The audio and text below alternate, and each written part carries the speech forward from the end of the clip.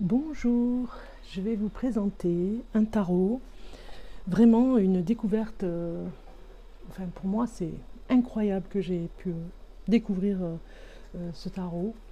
Vous allez voir, il est de toute beauté, voilà. Alors je l'ai découvert vraiment par hasard, déjà d'entrée, vous voyez à quoi on a affaire. Au niveau des couleurs, c'est magnifique, je l'adore. Découverte par hasard, mais comme je dis, il n'y a pas de hasard, et comme je vais l'utiliser pour la rentrée, c'est-à-dire pour les prévisions de chaque signe du zodiaque pour 2023, pour toute l'année 2023, je vais vraiment faire une vidéo un petit peu plus longue, mais bon, vous aurez pas mal d'indices, pas mal d'informations pour toute cette année, donc année 2023 que je prépare en ce moment. Donc du coup, je vais l'utiliser et je voulais vous le présenter. Donc en anglais, c'est le The Wandering Star. Wandering Star, voilà. The Wandering Star Tarot. Ou des éditions françaises, publié et traduit en français, parce que bon, il existe bien sûr en anglais et il vient d'être publié en français. Une boîte que l'on peut vraiment, enfin solide au niveau de la boîte, et puis qu'on peut mettre dans le sac, qui est vraiment pratique pour l'emporter avec soi. Alors il y a un univers en vous qui attend d'être exploré. Le Wandering Star Tarot est une boussole pour les rêveurs à la recherche des trésors du cœur, de l'âme et de l'esprit. Dans ce jeu unique et intuitif, chaque carte active des énergies et vibrations positives à travers de magnifiques illustrations réalisées à la main. C'est ça qui m'a vraiment plu. Le guide qui accompagne les cartes offre une plongée plus profonde dans le monde fantaisiste des archétypes et de la découverte de soi. Voilà. Donc, je vais vous le présenter. Voici le boîtier, le petit livret et les cartes ici à l'intérieur. Fait à la main, comme je disais, et puis surtout, ce qu'il y a d'intéressant, c'est que moi, il me parle complètement. La vibration au niveau des énergies est très forte et je ressens vraiment, j'ai un bon ressenti avec ce tarot. Donc voici le petit livret qui n'est pas très épais, comme ceci. Voilà, vous avez toujours les significations ici, enfin des commentaires. Pour Stevie, ton amour me permet de garder les pieds sur terre et d'avoir le cœur dans les étoiles. Voici le sommaire, l'introduction, voilà, comprendre le jeu, arcane majeur, arcane mineur qui est expliqué, utiliser le jeu une carte par jour par exemple, c'est ce que je fais depuis peu, tirage à 3 cartes, voilà, tirage de l'étoile vagabonde, vous voyez la première ici, c'est le cœur, l'ombre, la lumière, la blessure, l'influence, le guide, l'issue. C'est étonnant hein, pour un tarot, mais vraiment, c'est très riche. La croix celtique, on adore. Et puis, signification des cartes à l'envers, que je n'utilise pas toujours, moi. Le tarot pourrait être qualifié d'album photo de Dieu. Voilà, de Lady Frida Harris. Pardon, Frida. Le tarot pourrait être qualifié d'album photo de Dieu de Lady Frida Harris.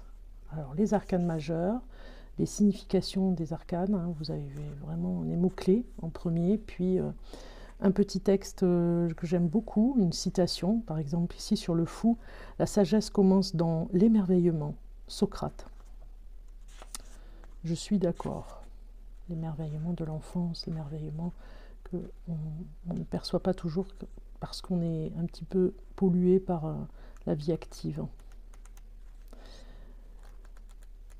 La vie professionnelle et le stress. Donc vous voyez, tout ceci, ce sont vraiment par catégorie pour les arcanes mineurs, le 8 de coupe, 9 de coupe, vous pouvez les retrouver, donc ici, par ordre. Et puis à la fin, voilà, vous avez des informations sur la créatrice.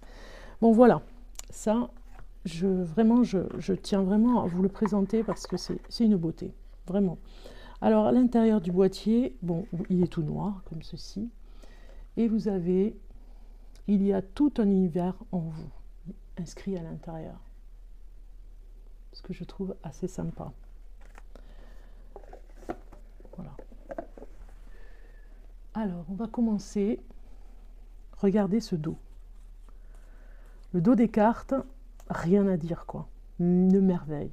Une merveille. Moi, j'adore ce genre d'illustration. Donc, c'est vraiment incroyable. Incroyable que j'ai pu tomber sur ce tarot. Enfin, moi, il me va. Il me va parfaitement. Regardez ces couleurs. Au niveau de l'épaisseur, j'aime beaucoup. Vous voyez.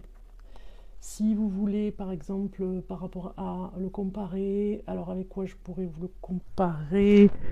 Je n'ai pas le tarot avec moi, mais j'ai celui-ci, que vous connaissez, hein, un tarot classique, vous voyez, c'est à peu près la même taille pour les cartes.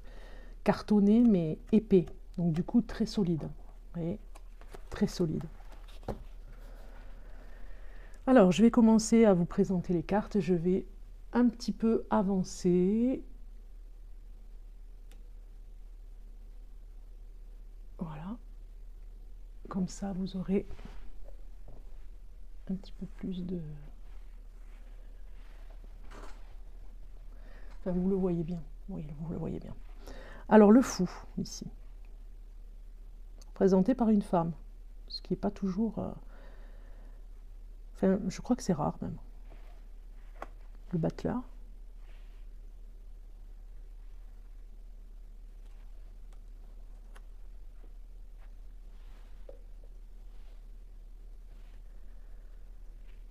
La papesse. L'impératrice.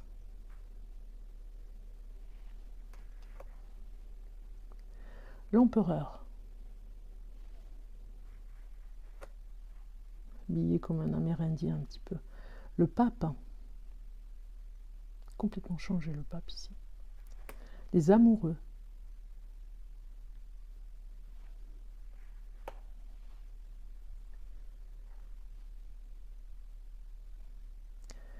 Le chariot. Une représentation féminine aussi. La force. Il y a un côté enfantin, mais en même temps c'est agréable, c'est bien dessiné. L'ermite. Il y a une ambiance particulière. L'ermite encore, avec une femme. La roue de fortune. La justice.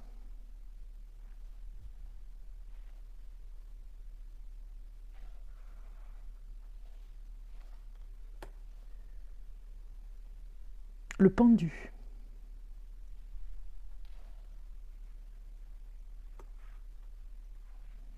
Qui n'est pas vraiment pendu. Comme il y avait un serpent au niveau de l'arbre qui tient le pied. La mort. Transformation, vous voyez, il y a vraiment les mots-clés autour.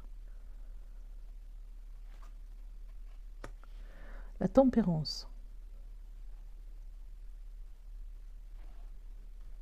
Le diable, avec le serpent, l'obsession, les désirs. La tour, on a toujours des mots-clés. Bon, ils sont en anglais, mais destruction, il y a quelques mots-clés. L'étoile. La lune, magnifique. Encore des mots-clés, intuition, rêve. Le soleil.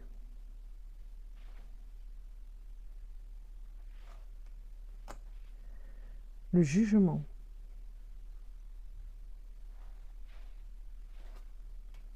Le monde.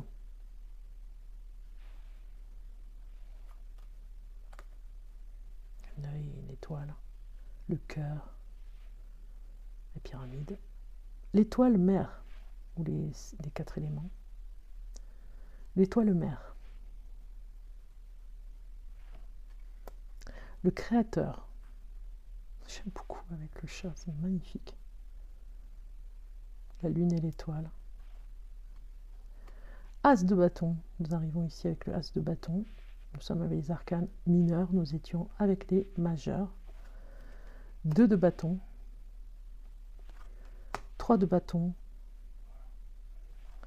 4 de bâton, 5 de bâton, 6 de bâton, 7 de bâton, 8 de bâton, 9 de bâton, 10 de bâton, valet de bâton, cavalier de bâton, reine de bâton et roi de bâton. On continue avec l'as de coupe, 2 de coupe.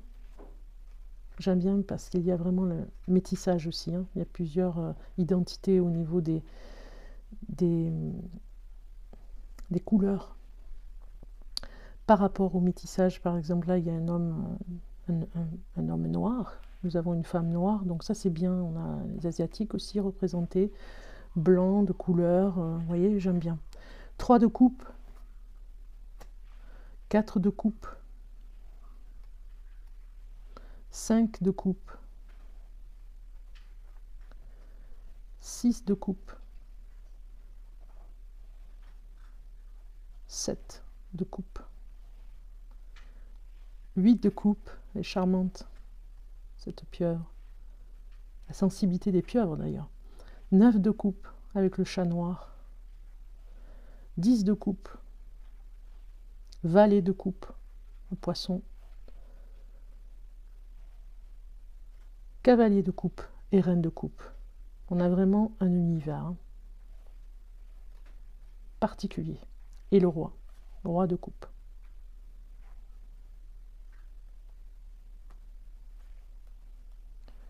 As d'épée maintenant.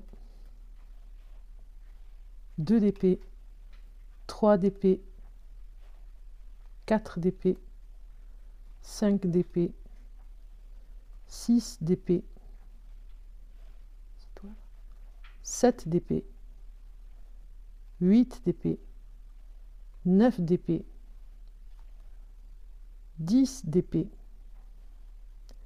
valet d'épée, cavalier d'épée, reine d'épée et roi d'épée. Ils sont toujours bien habillés, si vous avez remarqué, il y a vraiment comme une culture aussi dans ce tarot au niveau des habits culturels, je dirais, sur différentes origines, on va dire. Vous l'avez vu sur les vêtements. Alors, nous finissons avec l'as de denier, 2 de denier, 3 de denier, 4 de denier, 5 de denier, 6 de denier, 7 de denier, 8 de denier, les abeilles, 9 de denier, la colombe, 10 de denier, la famille, valet de denier, le cavalier de denier, avec ce magnifique cheval, reine de denier et le roi de denier. Voilà, vous avez vu un petit peu comme elles sont belles, vraiment magnifiques. Je ne vais pas les mélanger, je vais plutôt vous tirer une carte, on va voir le message avec, comme ça vous verrez l'interprétation de la carte. Voilà, par hasard, je tire celle-ci. Et nous avons la pieuvre. 8 de coupe, la pieuvre, c'est une farce, hein. Mais bon, voilà, vous voyez un petit peu une farce de l'univers, je dirais, parce que j'adore cette carte avec cette magnifique pieuvre qui est, vous le savez, c'est un animal hypersensible, donc on est bien dans l'as de coupe, avec le 8 de coupe, toutes les possibilités qu'elle peut avoir à faire aussi, cette carte, hein, derrière le message. On va aller voir le message de la 8 de coupe. Alors, je disais que j'aimais bien cette carte quand je vous présentais les cartes, et je la sors par hasard, comme par hasard. C'est de l'humour. Regardez comme elle est belle. Voilà, donc je vais vous lire. Le changement et le revirement, cette carte veut dire « Vous êtes débordé et agité. Vos eaux émotionnelles sont stagnantes et boueuses. Une voix intérieure vous pousse à opérer une transformation. Considérez votre situation actuelle. Que vous apporte-t-elle? Que pouvez-vous abandonner? Peut-être avez-vous fait de votre temps, peut-être avez-vous fait votre temps, et il serait bénéfique pour vous et les autres que vous fassiez vos valises et déménagiez. Effectuez votre déplacement dans le calme, rapidement et sans drame inutile. Bouclez ce qui doit l'être. Remerciez les gens et les situations qui vous ont mené jusqu'ici et prenez un nouveau départ. Suivez votre curiosité. Suivez le courant et voyez où les marées vous portent. Le changement a du bon. Donc la citation qui va avec cette carte. La joie de la vie vient de nos rencontres avec de nouvelles expériences. Il n'y a donc pas de plus grande joie que d'avoir un horizon infiniment changeant pour voir chaque jour se lever un soleil neuf et différent. C'est Christopher McCandless. Bon, je ne sais pas parler anglais, donc voilà. Je vous quitte avec cette magnifique pieuvre ici, que je trouve vraiment trop belle, hein, les couleurs, enfin vous voyez un petit peu ce jeu de cartes, enfin ce tarot je dirais, qui est merveilleux. Enfin bon, moi je suis ravie de l'avoir découvert, c'est une beauté. Je vous dis à très bientôt pour la vision d'un nouvel oracle à vous présenter, d'un tarot. Et puis, je vous dis à très bientôt aussi pour les prévisions pour l'année 2023. On va voir un petit peu tout ce qui va se passer pour chacun de vous. À très bientôt. Au revoir.